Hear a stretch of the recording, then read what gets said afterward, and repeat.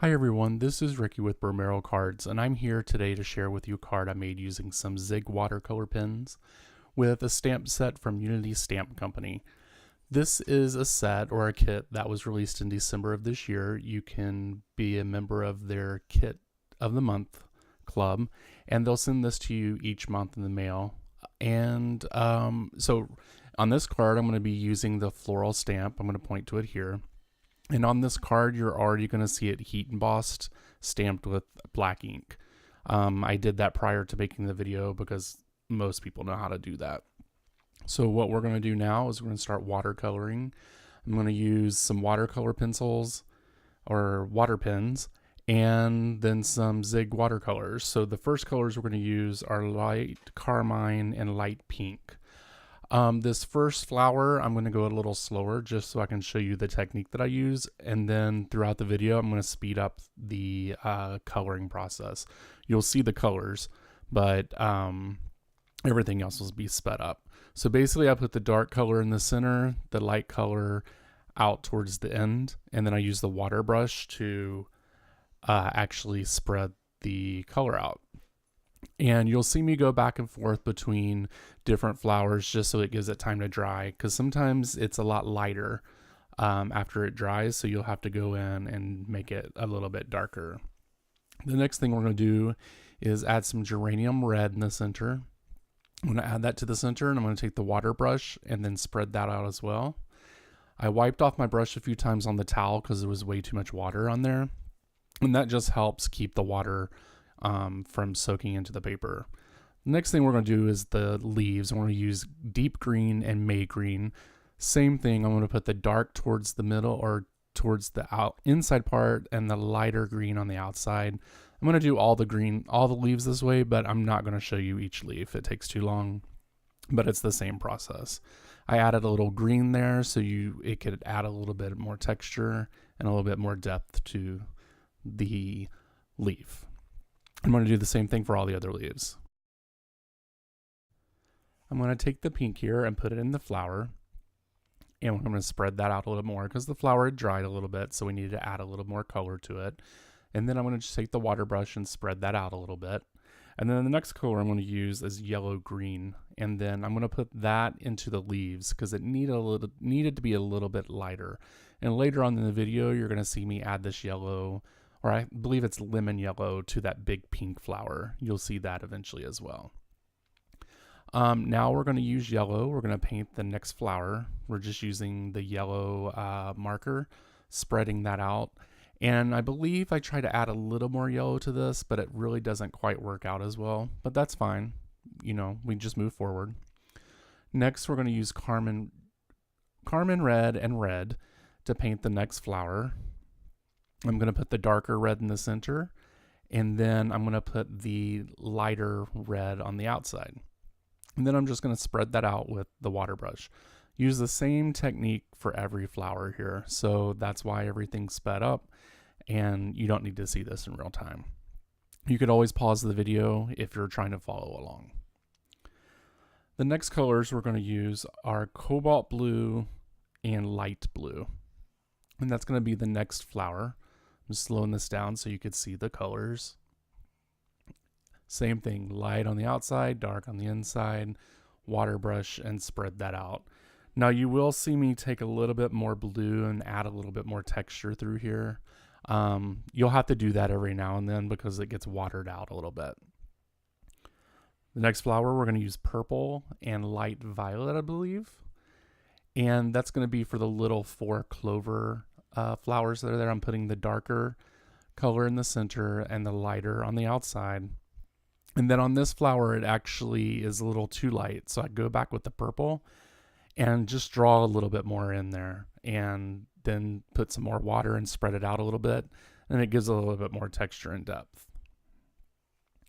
The next colors we're going to use are Persian green and turquoise green.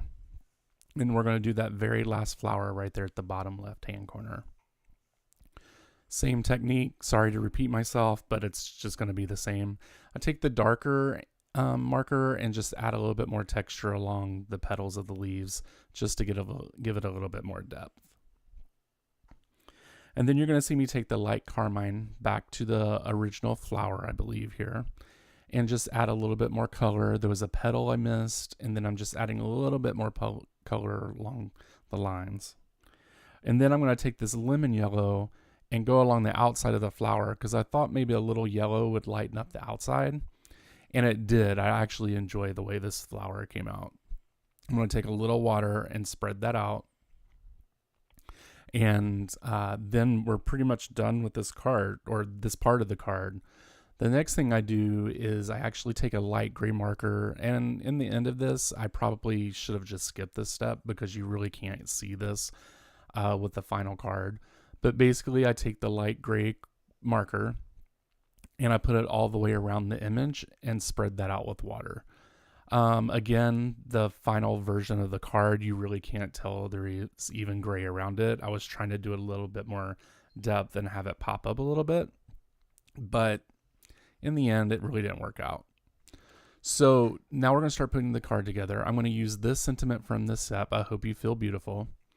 We're going to use some My Favorite Things paper, some gold heat embossing powder from Altenew. I'm going to choose a diagonal pattern out of this. Thought that would be nice. We're going to use some gold glitter paper, acrylic block, EK Success Tool. It's the glitter paper. We're going to use some Nina Solar White for the card base, some black cardstock for the sentiment, and then some paper to put the powder in. So the first thing we're going to do is cut down the paper. We're going to do that at 4 1/4 by 5 1/2, which is a regular normal cardstock size. And you're going to see me do that. Thought I sped this up a little bit, but maybe I didn't. So, and then the next thing we're going to do is cut the glitter paper, I believe. Oh, no, we're going to do the sentiment. Now you'll see on this I already have a sentiment stamped, but I pressed too hard on the stamp. You really couldn't tell what the image said. So I'm redoing this, and I'm going to hold it up to you so you can see it. The last word is supposed to be did. Doesn't necessarily look like it. It looks like DD, but I think the person getting the card will understand what this means. Then I'm just going to cut this sentiment out. I did not measure this. I just eyeballed it to see what size it was, and I just went with it. A lot of the measurements I do, I just go with it, except for the regular measurements of the cards, actually. Okay, you're going to see me here put the card together a little bit and check everything out, just to see if everything fits. And then the next thing I'm going to do is cut out the gold strip of paper here, or the glitter paper. I'm just going to cut that a little bit over 5 1/2 so that it would be a little bit hanging over my card a little bit, so I can cut that off. And then I'm just going to cut that at maybe 1/4 inch. I believe that's what that is. I'm going to lay it out here to see what it looks like. It's fine. Now here comes the scary part. I was not going to do this, and I decided on a whim to do this, and I ripped the paper, and I've never done this technique before, but I've seen it done before, and I wanted to try it. And I thought I'd messed up for a little bit, but then as I was going through, I was like, oh, you know, this isn't actually as bad as I thought it was going to be. So thankfully I was able to save it. And then here I have a card base I'm folding at 4 1/4 and 5 1/2. And then I'm going to start putting the card together here. Excuse me. I'm going to test try everything out to make sure everything looks okay before I commit to what I'm going to be doing. And then I'm going to stick the sentiment on there just to be sure exactly where I want to put it. I didn't want to cover too much of the coloring, so that's why I did a long skinny sentiment like that. Here I am going to start putting the card together. I'm going to use an acrylic block to put that strip of paper on the card base. I'm going to use some 3M foam tape here to prop this up against the card. The next thing I'm going to do is put the striped paper on there. I'm going to make that even. Always use liquid glue for that because you can move the paper around a little bit if you need to. I'll put some foam tape on the sentiment and pop that up as well. I'm going to cut off all the extra paper here, and then I'm going to go ahead and put the rest of the card together. So here in a moment, this will be finished. I want to thank everyone for watching my channel, for thumbs upping, for subscribing, and all that great stuff. please be sure to go and watch some of my older videos. I'm sorry I haven't had too many out lately, but I'm in grad school right now and it takes up a lot of my time. I've had write a lot of papers. I really do miss doing this all the time, but unfortunately, you know, I have to go to school as well and I work full time. So the card's going to be complete here in a moment. I decided to take my time with this so I can explain a little bit more to you about my personal life going on. So this is what the final card looks like. I'm going to press this down, commit to it. I'm going to hold it up for you, and then it's time to go. So thank you for watching. Thank you for subscribing, and have a great week. Bye.